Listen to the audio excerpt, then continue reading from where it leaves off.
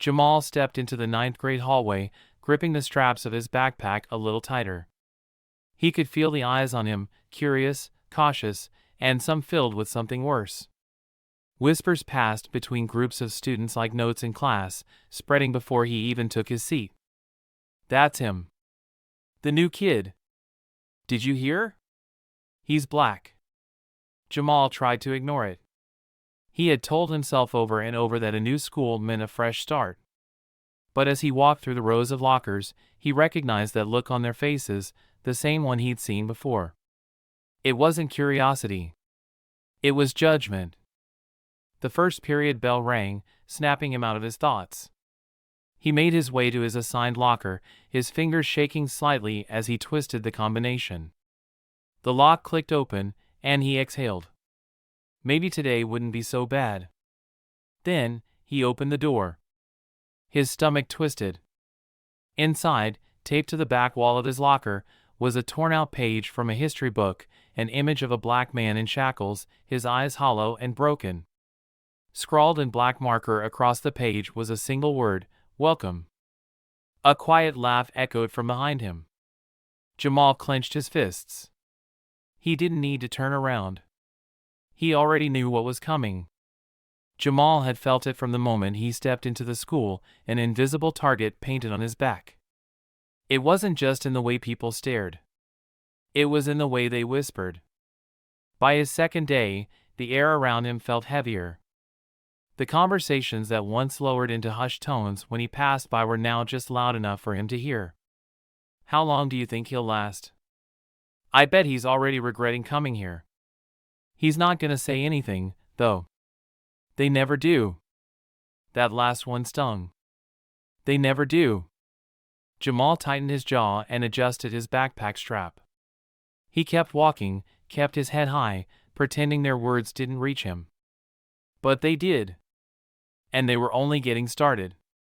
Jamal slid into his seat at the back of the class, hoping that if he made himself small enough, the day would pass quickly. Mr. Langley, the history teacher, droned on at the front of the room, explaining something about the Civil War. Normally, Jamal would have been interested. But today, his focus was elsewhere. Something wasn't right. The way the guys in the next row kept glancing at him, smirking. The way Ethan, who had sat with him at lunch the day before, leaned over and whispered something to Connor, then laughed under his breath. Jamal stared at his notebook, gripping his pencil so tightly it almost snapped. Then, he felt it. A small thunk against the back of his head. He closed his eyes. Another one. This time against his shoulder. Paper balls. He ignored them. Then, a final hit. Harder. Right on his neck. His jaw clenched.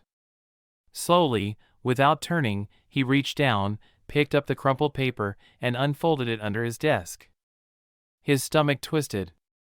Scrawled in rough, messy handwriting was a single sentence. "Bet your ancestors would have been better off staying in the fields." Jamal's hands shook.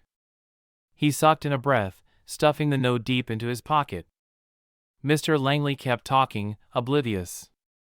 The rest of the class went on like nothing had happened. Jamal swallowed hard and forced himself to stare at the board, willing the class to be over. He had never felt so alone. Lunchtime. Jamal hated it. The cafeteria was the worst place in the entire school. It wasn't just because he had nowhere to sit. It was because here, out in the open, with no teachers really paying attention, he was fair game. Tray in hand, he stepped into the sea of tables, pretending he didn't notice the glances. He spotted Ethan's table. For a second, he hesitated. Maybe yesterday had just been a misunderstanding. Maybe they had been testing him, seeing if he could take a joke. Maybe today would be different.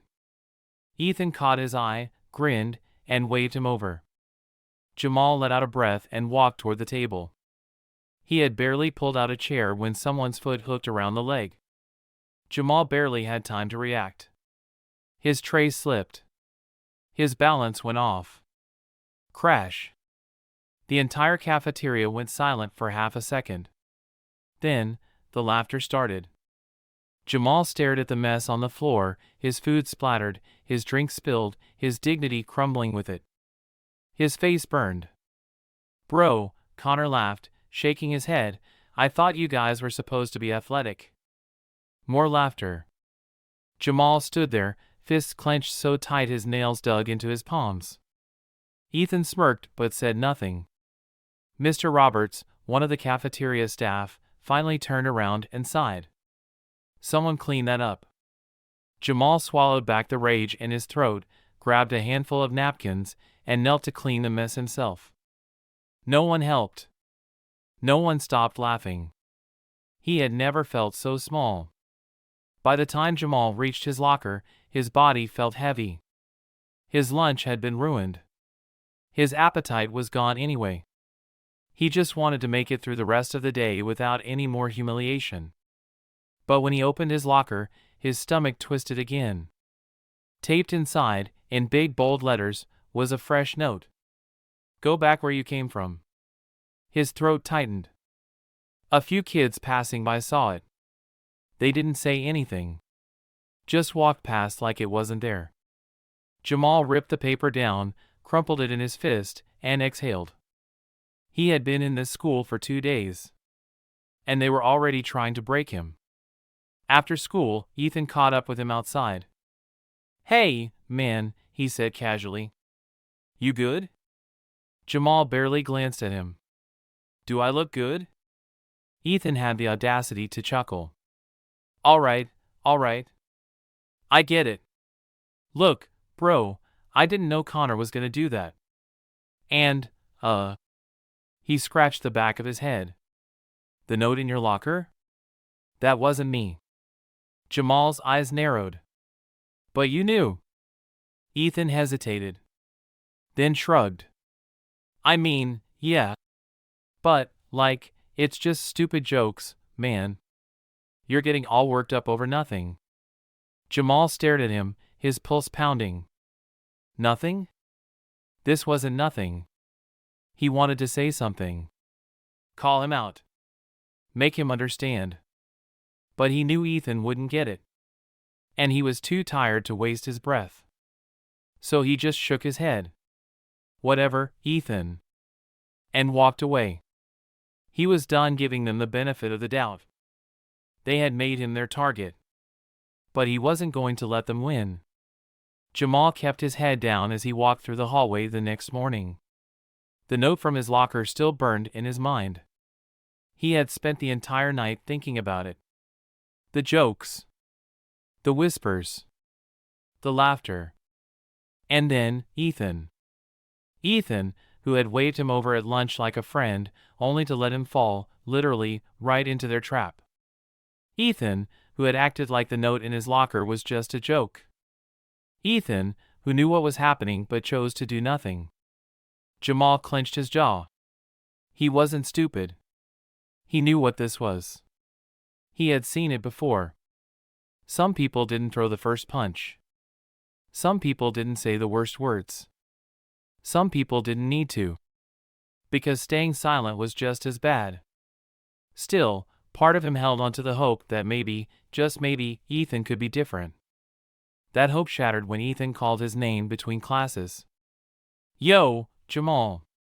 Jamal barely turned. "What?" Ethan jogged up beside him, that same easy grin on his face.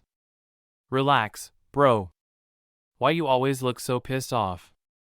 Jamal exhaled sharply through his nose. "I wonder." Ethan either didn't notice the sarcasm or didn't care. "Listen, man, I got something cool going on tonight. You should come through." Jamal frowned. "Come where?" Ethan smirked. "Just a little thing. Me, Jake, Connor, a few others. We're gonna chill, play some ball, mess around." Jamal stared at him. Was this another setup? "Why?" Jamal asked flatly. Ethan scoffed, throwing an arm around his shoulder like they were boys. "Dude, why you always think so hard? You want to fit in or not?" Jamal stiffened. There it was. The real reason. He wasn't being invited because they liked him. He was being invited because they wanted to see if he'd play along. They wanted to see if he'd laugh at the jokes. If he'd let things slide. If he'd let them decide how much he was worth. Jamal swallowed down the anger rising in his chest. Maybe, just maybe, he needed to go. Not to fit in, but to find out exactly what he was up against. "All right," Jamal muttered. "I'll come." Ethan grinned. "Good choice, bro." Jamal had a feeling it wasn't. That night, Jamal's nerves twisted as he approached the basketball court behind the school. Streetlights cast long shadows across the pavement. The distant buzz of cicadas filled the air. And then, laughter. Ethan, Jake, Connor, and a few others stood near the hoop, dribbling a ball back and forth. The moment they saw him, Ethan waved him over. "Yo!" The new guy actually showed up. Jamal kept his expression blank. "Yeah. Figured I'd see what this was about." Jake smirked. "It's about earning your spot." Jamal's got twisted. "Here we go." "1-on-1, Ethan said, bouncing the ball toward Jamal. "You versus Connor." Jamal caught it, keeping his face unreadable. "What happens if I win?" he asked. Connor laughed. "Dude, you won't." Jamal smirked. "Guess we'll see." The game started fast. Jamal had played ball before. He knew how to move, how to fake left and drive right, how to stay low and keep control. Within minutes, he was winning. Connor's face darkened. He started playing rougher. Arms jabbing, shoulders checking. Jamal gritted his teeth and played through it. Then, a hard shove. Jamal hit the ground, hard. "Oops," Connor said, grinning. "Guess you weren't fast enough." Ethan and the others laughed. Jamal clenched his jaw, pushing himself up. He wanted to swing. He wanted to shut them up. But he knew that's exactly what they wanted. So he forced a smirk. "That all you got?" Connor's grin faltered. Jamal picked up the ball and kept playing. By the time the game ended, he had won. But the way they looked at him? Like they hadn't expected it. Like they didn't like it. Like they were planning something else. After the game, they all sat on the pavement, catching their breath. Jake nudged Ethan. "Tell him about the challenge." Jamal tensed. "What challenge?" Ethan smirked. "Just a little tradition. Every new guy's gotta prove he's got a sense of humor." Jamal's stomach dropped. Jake pulled something from his backpack. A hoodie. A mask. And then, a can of spray paint. Jamal's breath went cold. Connor grinned.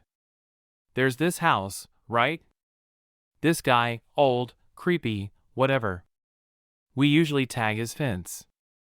Just stupid stuff. But tonight..." He held up the can. "We were thinking you should do it."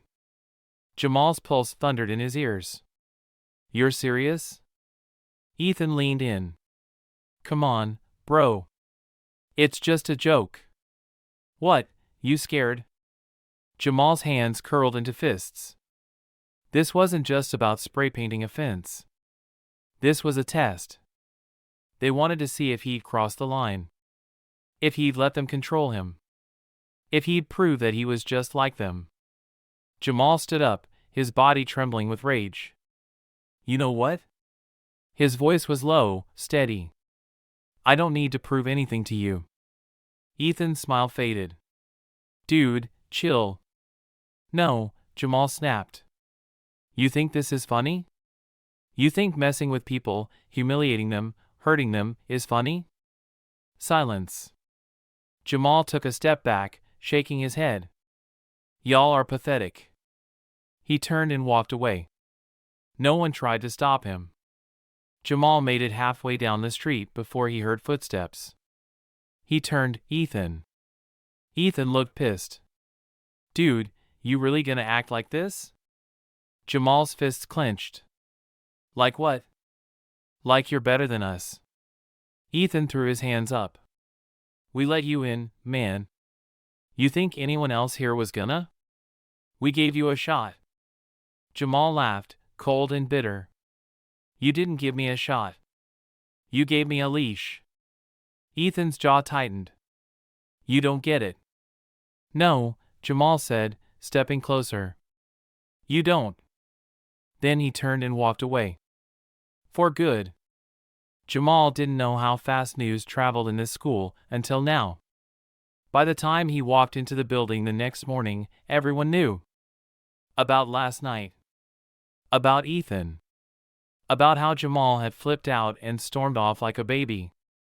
Or at least, that's how they told it. He could hear the murmurs as he walked through the hallway. Guess the new kid couldn't handle it. He thinks he's better than everyone. Why'd he even come here in the first place? Jamal kept his eyes forward. He had been dealing with this for days. He could handle it. He just had to make it to class. But then, a hand slammed into his shoulder, shoving him against the lockers. Laughter. Jamal turned, heart pounding. Jake. Jake smirked. Heard you had a little attitude last night, bro. Jamal clenched his fists. Move. Jake didn't. See, we were just trying to help you out. You know, make sure you weren't a little, he grinned. Soft. Jamal's pulse thundered in his ears. Not here. Not in the middle of the hallway. He forced his voice to stay calm. I said, move. Jake's smirk widened. Or what? Ethan appeared behind him. He didn't step in. He didn't stop it. He just watched. That was the moment Jamal knew he was on his own. By lunchtime, the tension had reached a boiling point. Jamal sat alone. His back against the cold brick wall outside the cafeteria, his food untouched. He had been fighting it all day, the anger, the frustration, the feeling of being trapped. Then, footsteps. He looked up just as Connor stopped in front of him, grinning like he had just won a prize. You look mad, bro. Jamal exhaled through his nose, forcing himself to stay still. I'm not. Connor laughed. Yeah? You should be. I mean, you kinda ruined your only shot at having friends here. Jamal stared at him. Friends? He shook his head. Is that what you think you are? Connor's grin faltered. Excuse me? Jamal stood up. You don't want friends, he said, voice steady. You want an audience. Connor's face darkened. Oh, you think you're tough now? A crowd was forming. Whispers spread. Jamal felt it happening before it even started. Connor shoved him. Hard. Jamal snapped. Before he could think, his fist connected with Connor's jaw. Gasps. A girl screamed. Someone yelled, fight! Connor stumbled back, clutching his face, eyes wild. Then, he lunged. Jamal braced himself. It took 2 teachers to break it up. Jamal sat in Principal Harris's office, his knuckles stinging, his breathing still uneven. Connor sat across from him, holding an ice pack to his lip, grinning like this was all some big joke. Principal Harris folded his hands on the desk. Tell me exactly what happened. Connor jumped in first. I was just talking to him. He freaked out and hit me. Jamal's jaw tightened. That's not what happened. Harris sighed. Jamal, this is your first week here. Do you really want to start it off with a suspension? Jamal's stomach twisted. I was defending myself. You threw the first punch, Harris said flatly. Jamal stared at him. So that's how it was. They didn't see what led up to it. They didn't care. Connor had pushed him first. But Jamal had been the one who fought back. And that was all that mattered. Harris leaned back. I'll let you off with a warning. But next time, you're suspended. Jamal didn't say anything. Because next time, he wouldn't get caught. By the next day, the message was clear. Stay in your place, or they'll make you regret it. Jamal's locker had been trashed, his books thrown on the floor, his notebooks ripped. No one saw anything. No one said anything. Except for Maya. You okay? She asked. Jamal stared at the mess, his hands tightening into fists. She knelt beside him, helping him pick up his books. They want you to break. Jamal swallowed hard. Yeah. I know. Maya handed him his notebook, her expression serious. Don't let them. It happened in the gym. Jamal was changing in the locker room when Jake, Connor, and a few others walked in, blocking the exit. Jamal's stomach turned. Not here. Not now. Jake leaned against a locker, arms crossed. So, you like throwing punches, huh? Jamal didn't respond. Connor smirked. You embarrassed me, man. You gotta pay for that. Jamal exhaled slowly. Just let me go. Jake laughed. Nah. I think we got something better planned. They moved closer. Jamal's pulse spiked. His fists curled. Then, a teacher walked in. Jake and Connor backed off immediately. Jamal stood there, heart pounding, fists shaking. They were cowards. But they weren't done. And he knew it. That night, Jamal lay in bed, staring at the ceiling. This school wasn't just bad. It wasn't just hostile. It was designed to make sure people like him never felt like they belonged. So what was he supposed to do? Let them win? Or fight back? He turned over, gripping his blanket. No more waiting. No more silence. It was time to make them listen. Jamal sat in the back of his English class, staring at the lined paper in front of him. His fingers gripped the pencil so tightly his knuckles turned white. He couldn't focus. The fight with Connor. The trashed locker. The threats in the gym. It was too much. He felt like he was drowning in it, trapped in an endless cycle of humiliation and anger. And worst of all, no one cared. The teachers looked the other way. The students whispered behind his back but said nothing to his face. Even the ones who weren't part of it just let it happen. The only one who had spoken to him, really spoken to him, was Maya. And now, as if on cue, she slid into the empty seat beside him. You look like you're about to break that pencil in half, she said quietly. Jamal didn't look at her. Maybe I want to. She sighed. What happened? Jamal clenched his jaw. Nothing. Maya folded her arms. Yeah, okay. He could feel her watching him, waiting. And somehow, that made it worse. Because for the first time in days, someone actually cared. And he didn't know how to handle that. Lunch. Jamal wasn't sure why he bothered going to the cafeteria anymore. Every day was the same.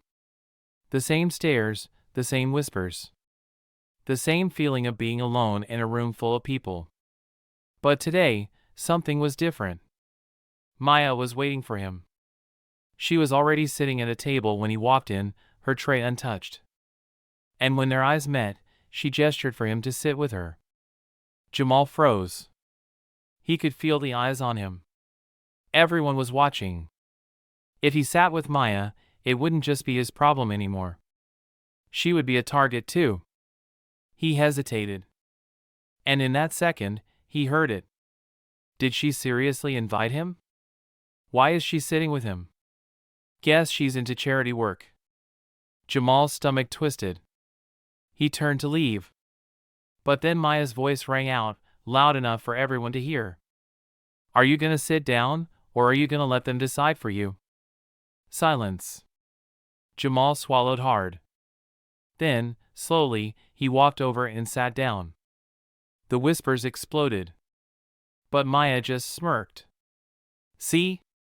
Not so hard. Jamal glanced around. The football players were glaring. The popular girls were whispering. Ethan was watching from across the room, face unreadable. Jamal exhaled and picked up his fork. We'll see how long that lasts. The whispers didn't stop. By the time they got to their next class, the tension was thick enough to choke on. Maya acted like she didn't notice. She sat beside him like it was the most normal thing in the world. But the others? They noticed. And they weren't happy. Halfway through the lesson, Jake muttered just loud enough for the class to hear. Looks like we got a traitor. A few people snickered. Maya didn't even flinch. You say something, Jake? Jake smirked. Just thought it was funny. You hanging out with our little guest here. Jamal's fists clenched. Maya raised an eyebrow. You mad because I have better taste in friends than you? The class erupted. Even the teacher glanced up in shock. Jake's face burned. Careful, Maya. You don't want to get dragged down with him. Jamal's pulse pounded. He was done staying quiet. He turned in his seat, locking eyes with Jake. She doesn't have to worry about that, Jamal said. Because I'm not the one sinking. The class went dead silent. Jake stared at him, stunned. Then the teacher called out, Enough. Everyone focus on the lesson. Jamal faced forward. Maya grinned. And for the first time in days, Jamal felt something real. Hope. After class, Ethan caught up to him in the hallway. You really think that was smart? Ethan asked, his voice low. Jamal exhaled. What do you want, Ethan? Ethan ran a hand through his hair. I'm trying to help you, dude. Jamal laughed without humor. Like you did before? Ethan sighed. Look, I didn't mean for it to get this bad. But you're making it worse. Jamal turned to face him. So I'm just supposed to let them keep coming at me? Act like it's all fine? Ethan hesitated. That was the answer. Jamal shook his head. You want me to shut up and take it? So you don't feel guilty. Ethan clenched his jaw. It's not like that. Jamal stepped closer. Then what is it like, Ethan? Ethan didn't answer. He just shook his head and walked away. And Jamal knew Ethan had already made his choice. Jamal sat with Maya after school, staring at his notebook. We have to do something, she said. Jamal sighed. Like what? Go to a teacher? They won't care. Maya smirked. Who said anything about teachers? Jamal looked up. What are you thinking? She leaned forward. We make them care. Jamal frowned. How? Maya grinned. You'll see. That night, Jamal lay in bed, staring at the ceiling. For the first time since coming to this school, he felt like he wasn't alone. Maya was right. They couldn't just sit back and take it. He didn't know what her plan was yet. But for the first time, he had hope. And he wasn't going to waste it. Jamal knew it was coming. After what happened in the cafeteria and the classroom, he had made himself an even bigger target. The next morning, the signs were everywhere. The whispers were louder. The stares lasted longer. The hatred was no longer subtle. But the worst part? His locker. When he got to it, his stomach dropped. It had been completely trashed. The door was left wide open, books and papers scattered all over the floor, some ripped, some drenched in what smelled like soda. And right in the center, taped inside the locker, was a single piece of paper. You should have stayed quiet. Jamal's hands curled into fists. Students walked by, pretending not to see. Maya appeared beside him. She didn't say anything at first, just crouched down and started picking up the mess. Jamal swallowed hard. He had expected this. But it didn't make it any easier. You good? She asked. Jamal exhaled sharply. What do you think? Maya frowned. Then we fight back. Jamal glanced at her. How? Maya looked around, then leaned in. Meet me after school. I have a plan. Jamal's pulse quickened. A plan. For the first time, he felt something other than anger. He felt determined. Between classes, Jamal didn't even get 5 steps down the hallway before Jake and Connor blocked his path. Jamal clenched his jaw. Not today. Jake smirked. Locker's looking a little messy, huh? Jamal didn't react. Move. Jake tilted his head. See, that's your problem. You don't learn. Jamal's body tensed. He was so close to snapping. But before he could say anything, Maya appeared beside him. She crossed her arms, staring Jake down. You done? She asked. Jake narrowed his eyes. Excuse me? Maya smirked. You think you're scary? She leaned in. You're just sad. Jamal could feel the tension shift. Connor scoffed, nudging Jake. Come on, man. Let's go. Jake hesitated. But he left. Jamal let out a slow breath. You really don't care, do you? He asked. Maya shrugged. Nope. But you do. Jamal frowned. What's that supposed to mean? Maya smiled. After school, she said. Trust me.